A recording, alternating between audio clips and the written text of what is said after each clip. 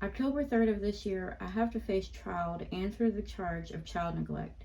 It will be held at the Forest County Circuit Court. Most people don't know what child neglect really is, so I'm here to explain it. There are 4 types of child neglect: physical, medical, emotional, and educational.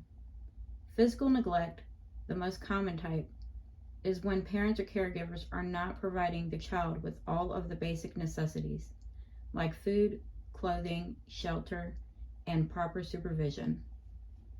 In cases of medical neglect, the parents or caregivers are not providing adequate health care for their child, even though they can afford it or have been offered help.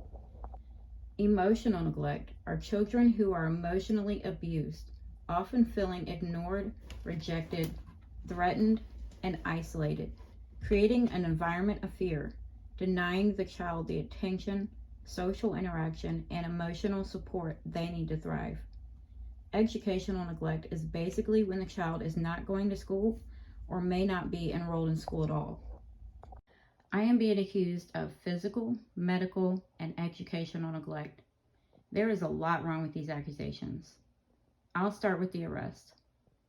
Typically, when a parent is accused and arrested for child neglect, and the parent has a partner of some kind living in the same home, both will be arrested. And that's because even if only one parent was neglecting the children, the other would have witnessed the neglect, and allowing it to continue would be considered neglectful as well. I was the only one arrested, so why not charge my husband as well if neglect was occurring in our home? As for the types of neglect I have been accused of, our children were never physically neglected. They were clean, healthy, happy, well clothed, our home was clean, and we had plenty of food. They went to the doctor's appointments.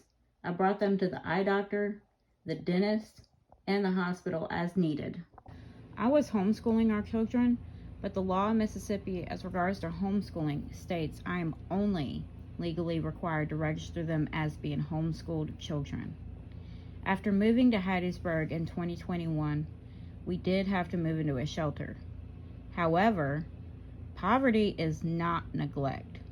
Neglect is failing to meet your children's needs when you have the ability to meet those needs, and a homeless shelter is a proper temporary home for a child.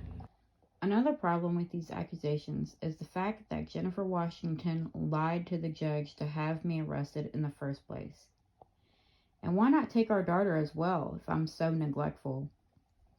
This story they made up is not a good one and has caused us to not see our children for 2 years now. One of them we haven't seen since birth, and he'll be 2 in December.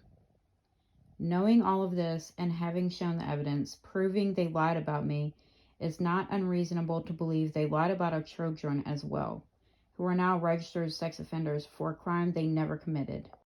Our young, mentally disabled children were interrogated not once, but twice, without an attorney and their parents present. They were then thrown in an adult jail, having never been arrested before, separated from their friends and family, taken from a good home. They endured threats from other inmates, beatings from inmates, and God knows the mental and emotional suffering that tormented their young bodies day and night. They were locked up for 13 months. They were told they could risk serving life in prison or accept a plea deal for probation. I wonder why they accepted the plea deal. The prosecutor offered me a plea deal months ago, which I refused. This is a disgusting abuse of power and a waste of resources if I've ever seen one, and the very reason why parents fear CPS. An arrest should have been made for Jennifer Washington, Angela Davis, and anyone else that was involved in lying under oath to have our children taken and having us falsely arrested. I would even argue they should all be arrested and charged with fraud, given the fact Family and Children Services receives a bonus for each child taken. That's stolen money for children that should have never been taken in the first place. They were in fact never arrested, but mysteriously do not have their jobs anymore for an unknown reason. CPS is out of control and this needs to change. I welcome anyone to come show support at my trial. It's at the Forest County Circuit Court in Hattiesburg. I hope to see you there. Take care and have a blessed day.